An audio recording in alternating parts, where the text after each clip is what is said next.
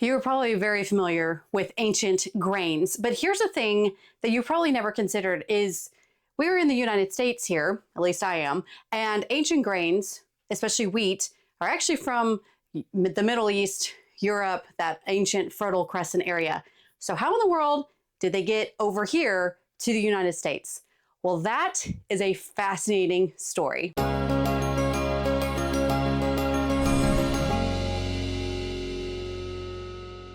Hey y'all, welcome back to Grains and Grit. My name is Felicia, and on this channel, I teach you all about real whole grains from a biblical perspective. I teach you how and why to be milling your own wheat and consuming real whole grains, baking that delicious bread fresh at home, and more. Okay, so I am super excited about today's video. It is long, but I couldn't cut hardly anything, so you're just gonna have to be patient. This has actually been months in the making of trying to do this, and that is actually getting the story and interviewing one of the pioneer farmers that are responsible for bringing these beloved ancient grains from the old world to the new world. And that is Jade with Grand Teton Ancient Grains. So I first spoke with him a few months ago. They were reaching out about being sponsors for Grains and Grit. And I always like to talk to the people behind brands before I work with them.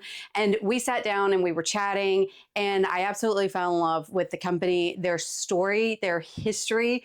And the biggest thing that I found out is that he is pretty much responsible for really bringing einkorn and these beloved ancient grains to the United States and making them more available on a larger scale and not just for hobby farmers. And so as soon as I heard that, I'm like, absolutely, I have to interview you. People really are going to want to know this. It's a fascinating and wonderful story that he has. So we're going to be sitting down and chatting. This is Jade, who's one of the founders of Grand Teton Ancient Grains. And as I mentioned, they are a sponsor of Grains and Grit. And thank you so much for backing this channel. I love Grand Teton Ancient Grains because they are specialists in ancient grains. But not only that, they are wonderful farmers. They are organic farmers that practice regenerative testing, and their grains are always super clean, that are shipped to my house, and they test all the time for things like glyphosate and even heavy metals like lead.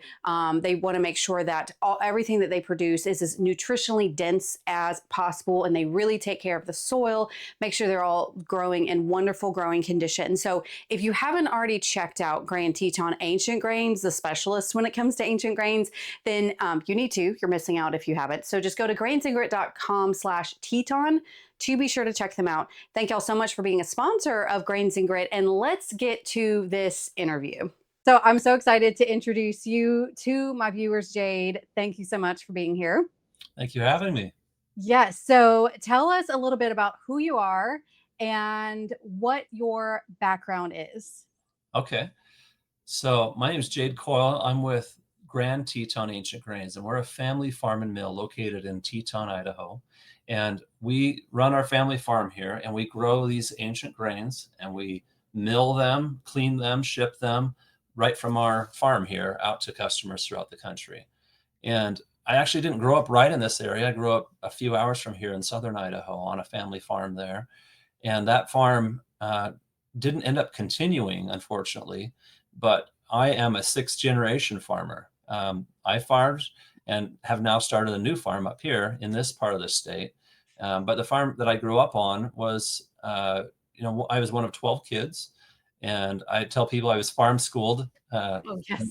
To me, that's like, the best way to learn is on a farm. You could get to encounter so many different things that you need to learn about: finance, science, hard work, mechanic repair, taking care of things, being reliable, all these skills you get to learn on a farm. And I loved growing up that way.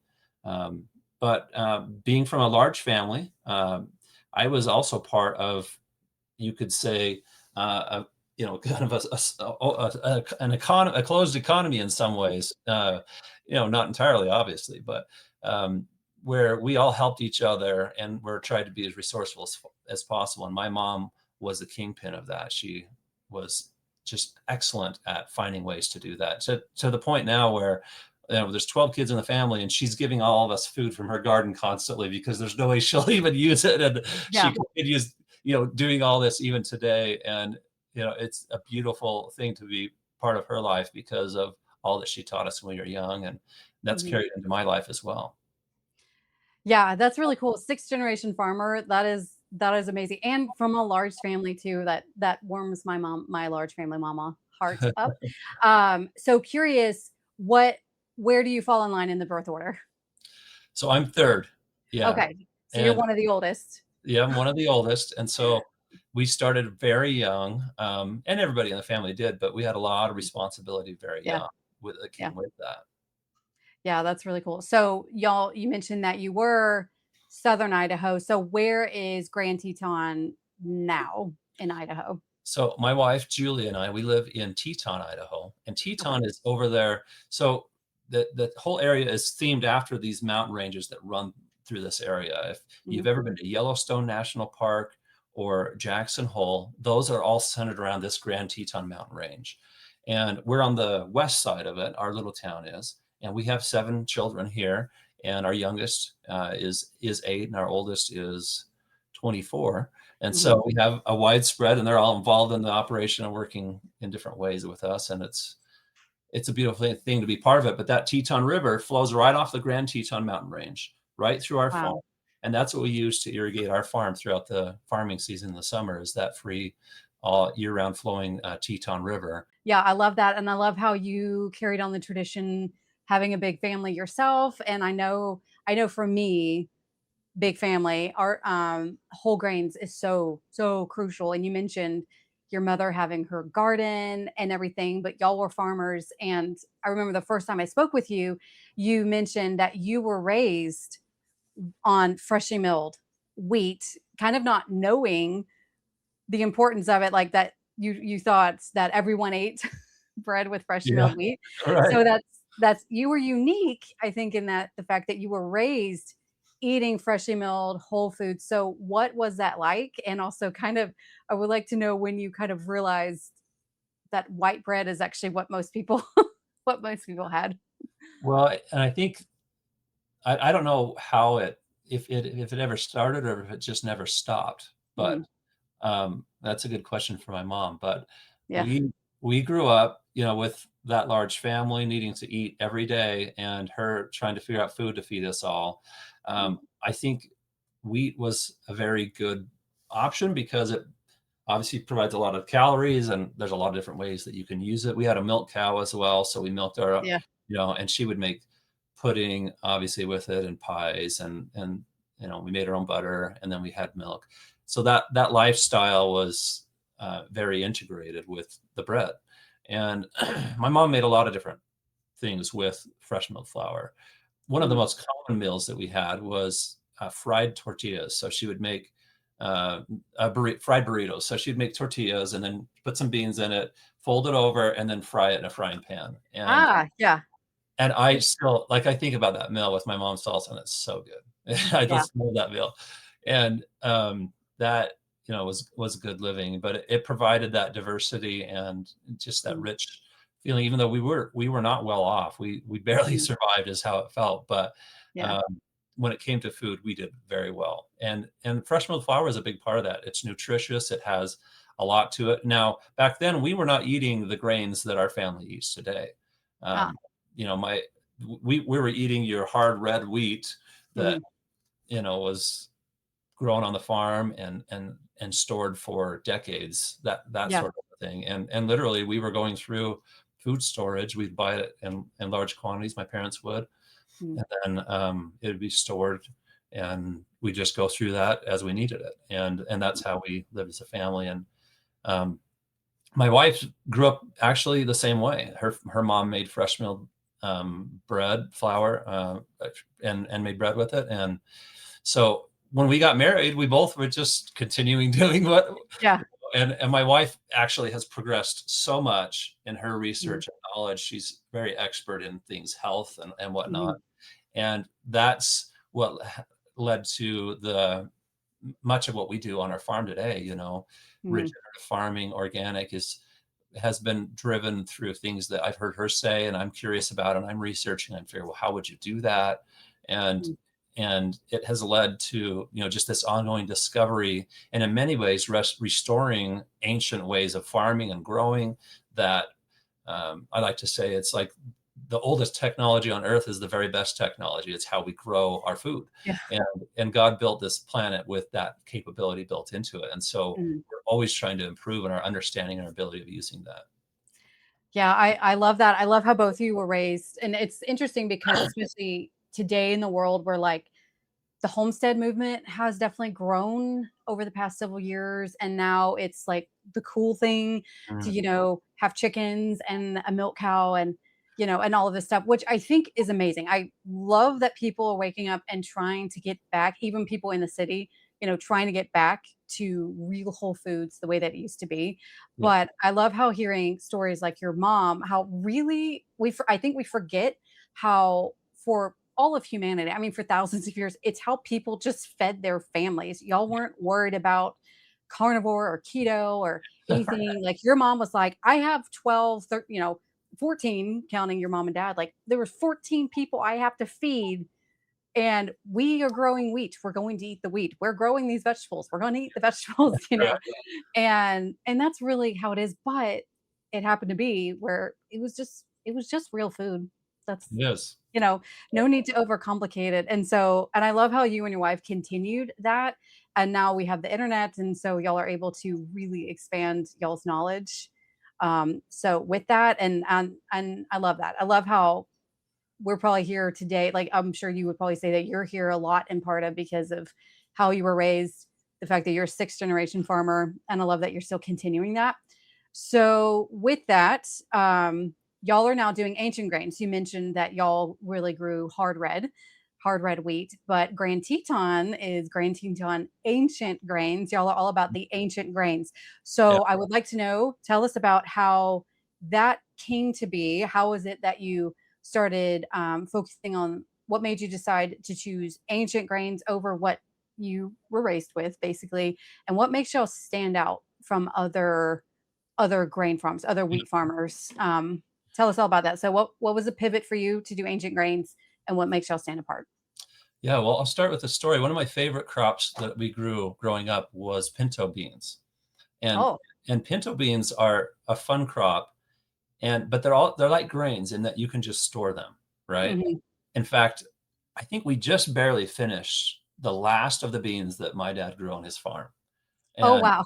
and and that was, I don't know what year that crop was. I'm guessing it was 2010, 2008, somewhere in there. Mhm. Last crop. And so those store and you can use them so well. But when I was a kid, we would grow these beans, and we had a neighbor that would take his beans, the exact same beans that we grew, and that he would market them, and he was putting them on store shelves. This was back in the early 90s. And I Okay. heard the stories about these stories about this neighbor. And it just, for some reason, it really clicked in my mind, and it really just caught my attention. So fast forward now, when I go to when I leave the farm, I'm trying to decide what to do. My dad encouraged us to pursue other things, and I was actually on a path to engineering and mechanical engineering. But as I was going down that path, I just became more and more curious with other things, and I actually ended up in business and marketing. And Huh. so, um, you know, the number of engineers that end up marketers is has kind of been a fascinating thing for me. Um, the engineering lifestyle for me just wasn't a great fit. But Mhm. as I was in sales and marketing, my wife and I, Julie and I lived down, away from family, several hours away, and we developed a whole new network of friends. And these friends were all very health conscious and interested in health, and so we talked about things. And one day, one of the the husband of her friend came to me and said, "Hey, Jade, I found out about this ancient grain that you would be really interested in." It's like, "Oh yeah," and he tells me it's called einkorn. It's the most primitive form of wheat on earth. Mhm. This conversation happened in probably August of 2009. And this friend of mine just told me more about it, all the research. He was studying chemical engineering at the time at the university, and he had access to all kinds of papers and research that the common person did not have access to. And and so in 2009, you didn't have as much information available even on the internet back then as you do today. Mhm. But it was still, the internet was a big part of it. And I went home with just this fascination in this einkorn and all the things that he told me. I started researching it. and, saw that, yeah, it's true. And you can't get this stuff. Nobody's growing it. And I started looking around. I found the domain name einkorn.com. This was a Saturday. Einkorn.com was for sale, up for auction, and it closed on Monday. Oh, wow. So I put in a bid and I got it, for like $400, which was a lot of money to be spending on domain name. But I got the domain name, einkorn.com. And then my friend and I started putting up some blog posts on it. And then we were contacted by people all over the world, including some people who had some einkorn, and we were able to get some.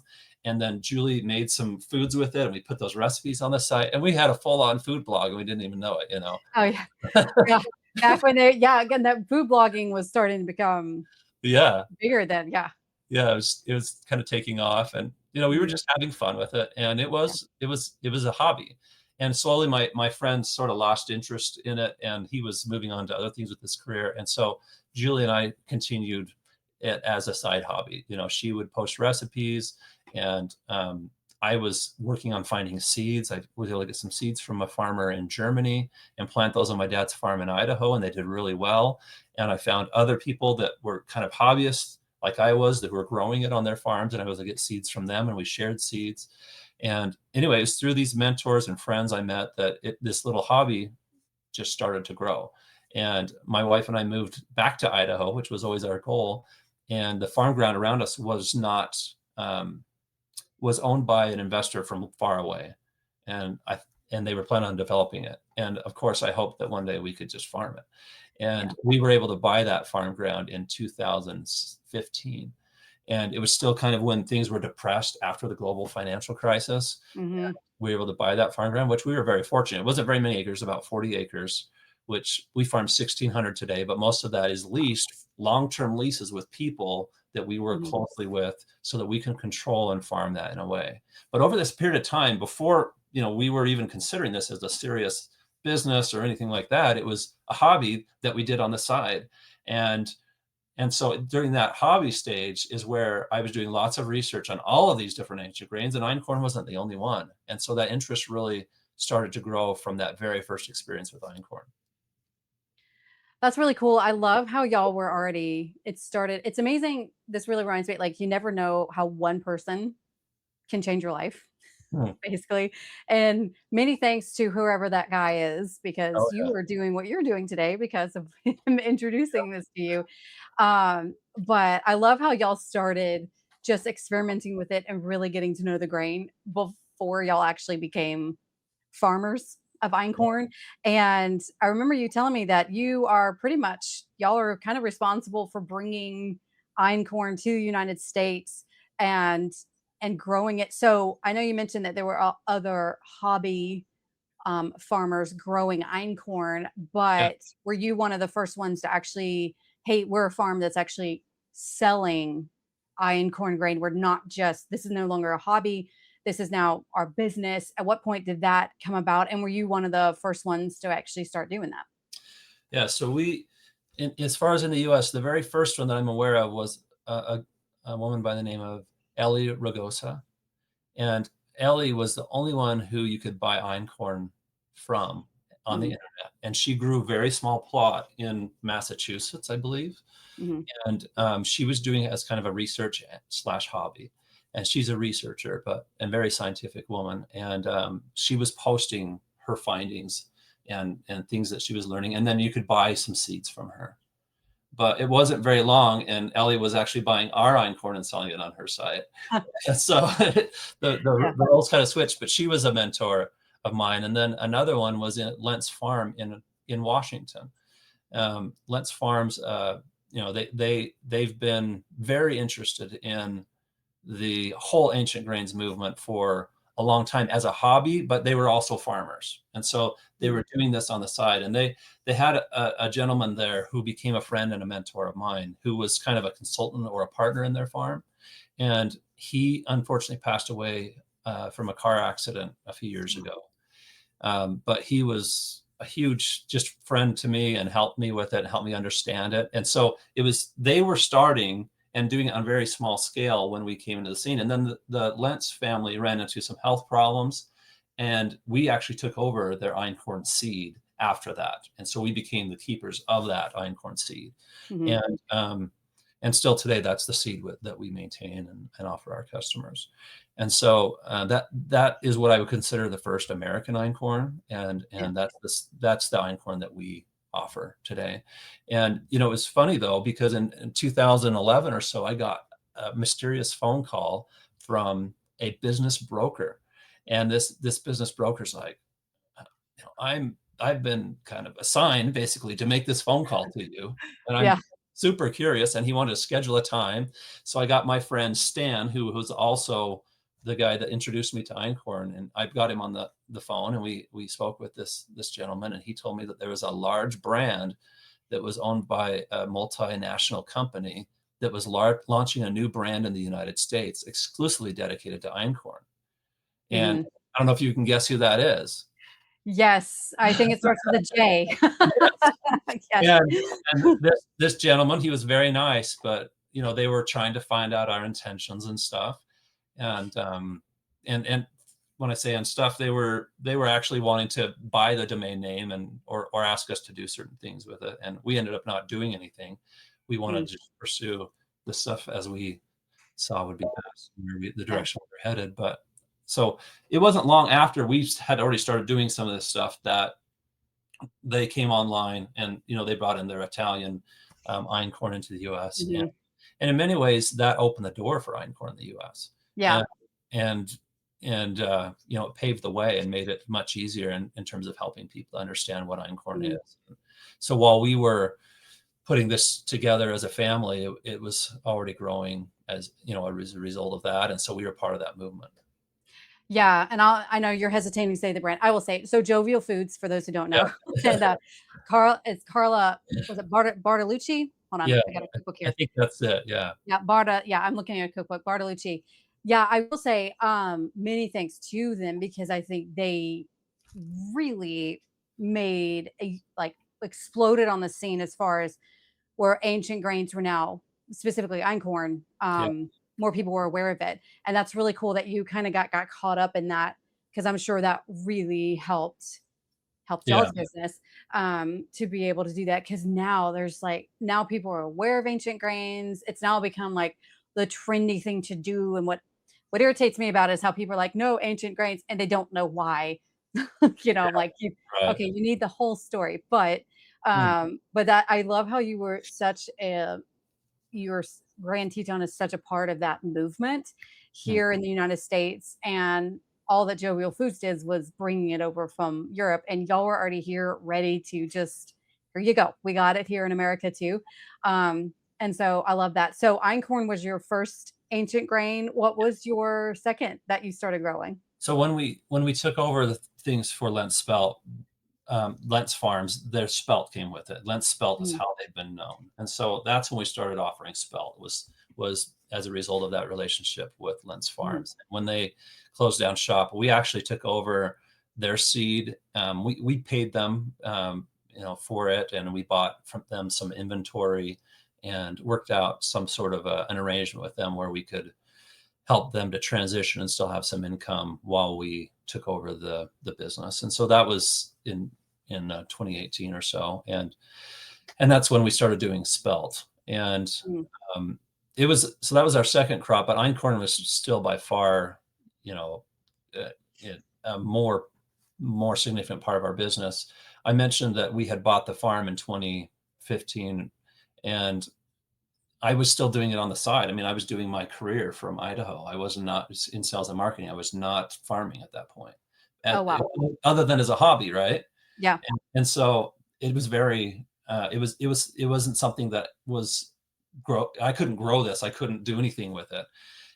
But at the same time, my wife and I were like, we ought to consider, doing something with it. And so I had the idea to invite my younger brother Jackson, if you want to be part of the business. He's a mhm. mechanical engineer, a real one. He's a good one.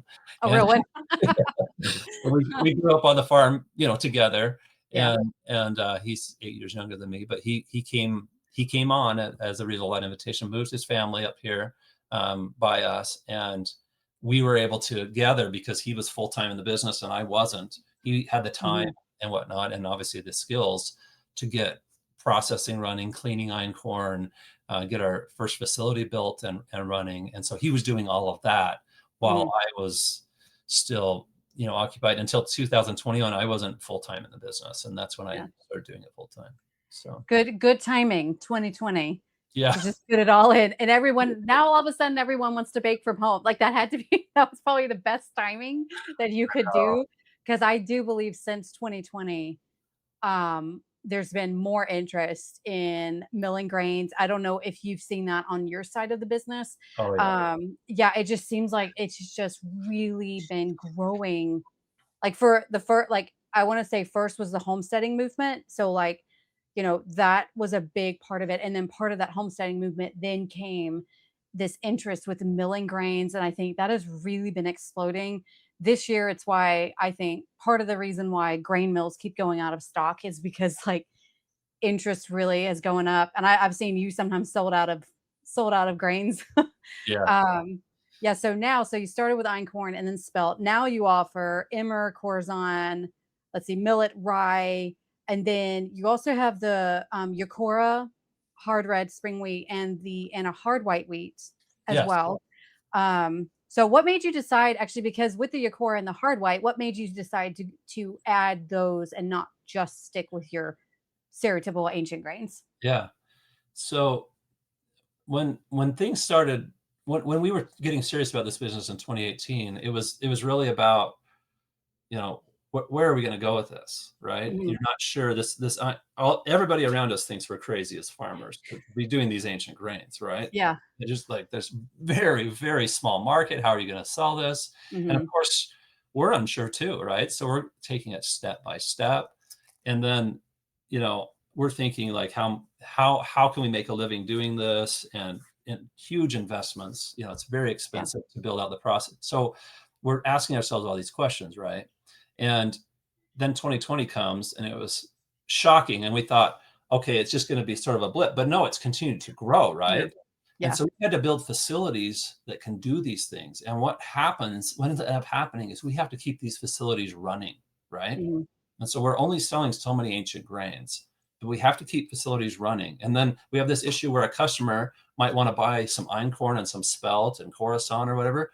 But if they can fill up their box, then we can afford to give them free shipping. And so they need other items to put in that box to get the free shipping. So Mhm. it kind of became this thing where we're like, should we offer a few grains that are not ancient grains that are Mhm. often requested from our customers because they want it grown the same way, regenerative, organic, no pesticides, Yep. uh, no herbicides, no glyphosate free. We Mhm. test for heavy metals, all these things. So we're getting customers asking these questions, and we decide, we're going to launch these and we're going to offer them for sale, but we're just going to clearly state these are not ancient grains. But for many people, they're the grains that they like to bake with, or they have Mhm. reasons or recipes that's what they like to use them for. So Yeah. that change um, made it possible for us to, in include other sorts of grains in our processing, which ends Mhm. up helping us keep that facility busy. Yeah. It's that significant investment that we have to find ways to keep that rolling. Otherwise, it just doesn't work. And we need those grains to be grown Yeah. well, as we those regenerative farm practices, the organic soil. I mean, whether it's a modern grain, a heritage grain, an ancient grain, we still need farmers like you who are willing to grow them well so they are the best that they possibly can be. Yeah. Yeah, and I think many people, I mean, I am not exclusive to ancient grains. Like, I love ancient grains, but I use modern grains and heritage grains. That's the beauty of milling at home ourselves, is we get to experiment. Like, you don't realize how many varieties of wheat Oh yeah. there are. Like, I mean, I'm just like, oh my word. Oh, like, so many, but it's amazing to be able to have that. But I want them all, no matter what wheat I get. I want it to be grown well and to be as Absolutely. nutritious as possible. Of course, no pesticides, no glyphosate, like all that stuff. So, yeah, we really appreciate everything that you are doing. So, some fun questions Okay. as we wrap this up. Some fun questions to just get to know you better. First of all, what is your favorite ancient grain? That's a tough one. But I have to say if I had to choose one, it'd be einkorn. I Yeah. like the flavor of einkorn. Mhm. I like the way that it, you know, I sorry, I just had someone step in, but I just love the flavor, the texture, and the story. You know, I'm very biased. Yeah, I I know. got to be, but I actually really like Coruscant too. I Coruscant know. is Yeah. so good, and Yeah. you know, my wife will not like. She's really dedicated to ancient grains and Mhm. the value health wise and whatnot. She doesn't bake with the hard red and the hard white. And I did a lot of research on bringing that hard red in because Yeah.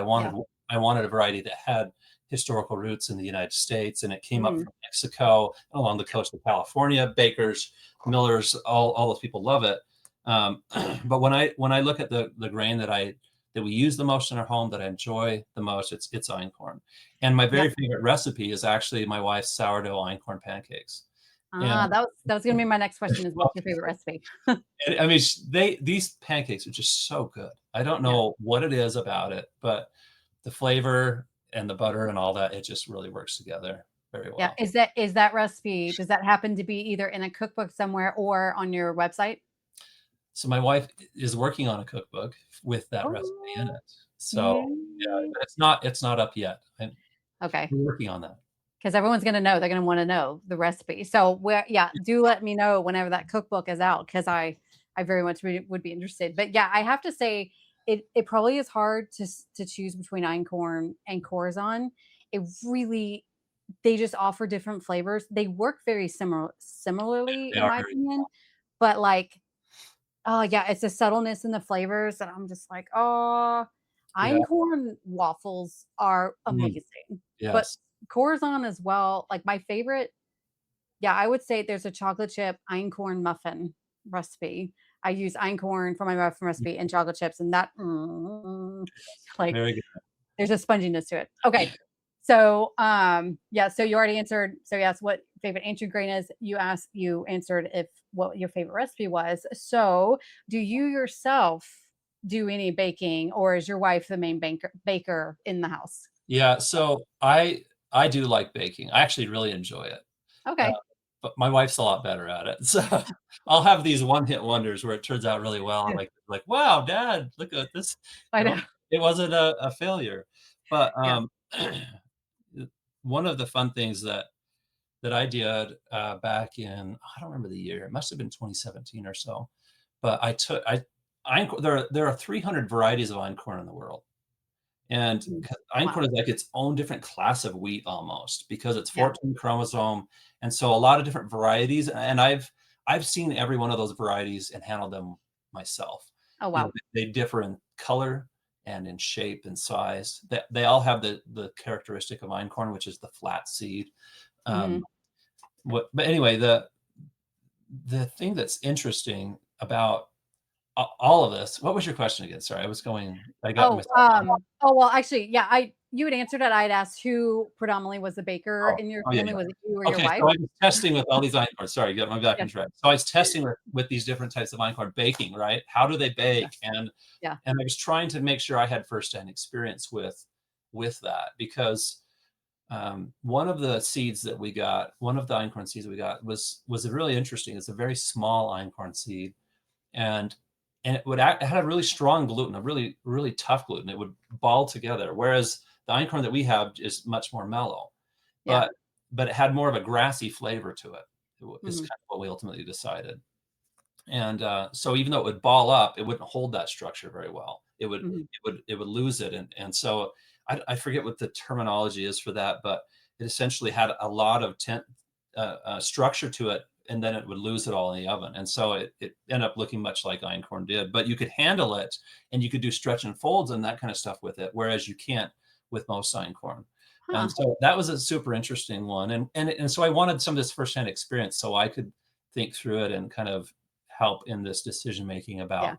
But we ultimately went the one we did because it has the best flavor and baking characteristics combined, and Mhm. that's ultimately where we ended up there. Well, So whichever of those 300 varieties you chose well thank you. because And it yeah, ended up y'all's being the one einkorn is from amazing. Lentz. It ended up being the one from Lentz, and so that Yeah. works. Oh, So there you go. you That's know, probably so why they chose it. So, yeah. um, yeah, I love y'all's ancient grains. It's always been very clean. They work exactly how I would expect them to work. So yeah, and y'all are also a mill. So people who don't have grain mills, they can purchase flour from y'all. That's still whole grain, although I think y'all do offer an all-purpose We einkorn, do, I yeah, think. yeah. Yeah. Um, Which but is I do, yeah, it's a sifted whole grain, essentially. We have a yeah. sifter that removes some of the bran. Mhm. It's probably something like, 85, 87% whole grain, Yeah. right? But we Well, you remove know me. I'm all about milling it yourself. yeah, So, but that's a common question, and we do mill here. In fact, mhm, if you're ever in the area, and the people listening as well, the same invitation goes to them. We do tours. So if you come in June, late June, July, especially mhm. August, you can see the farm and you can see, pick a head of einkorn and a head of spelt and actually see Oh, them, that's cool. right, for Yeah. yourself, right? And then we can take you through the facility so you can see how it's cleaned and milled and all that. Oh, That's that's really cool. One day I would love to. I being Floridian, Idaho is a yeah. little far away, but I've always wanted to see that part of the country. I've rarely seen true mountains. I mean, I've seen the Smoky Mountains, which I've been told by people from the Rocky Mountain Range that those are not true mountains. To me, they are real mountains. So Yeah. yeah, I would love to see it. And I really just thank y'all so very much. Just I wanted to personally thank you for being a sponsor of Grains and Grid and for letting me introduce these incredible ancient grains to my audience because I know many people have so many questions. People are very interested in them. And again, I love ancient grains. They really add just a depth and dimension when you're milling them yourself and just using them in baking. So, with that being said, any final thoughts or comments that you would like to say? Well, just, we're about an hour away from Yellowstone National Park, Grand Teton, so it's a place people go to often, Okay.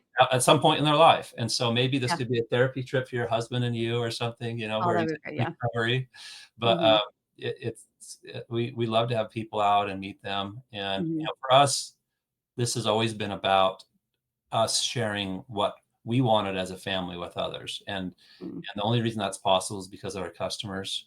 But it really is, it started with this idea that we want to eat a certain way. We want to eat foods a certain way. How do we get those? Well, we're going to grow them and we're going to figure out how to do that. And so we're thankful that we have the opportunity to do that. And we have a UPS truck that comes here and they pick up the packages. They go out 2-day air. So the Yeah. date on that bag might be, you know, December 19th. And when it shows up to your house on Monday or Tuesday, sometimes that's surprising, to Hmm. see that because it's like, wow, that just showed up.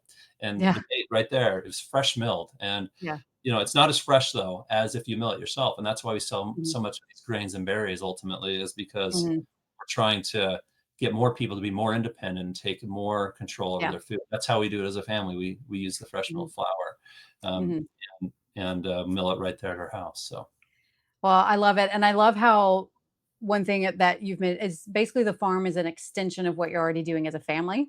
So, yeah, hey, we're already eating these grains and let's now share them with the world. And I love that because I that clearly speaks that you believe in what you're doing and what you're growing. totally. Um, and I absolutely love that. So thank you so very much, Jade, for being here. And I hope that my audience, that y'all have enjoyed getting to know Jade, getting to know your farmer. I think it's so important that we know our farmers because that's going to guarantee that you have the best product in your kitchen.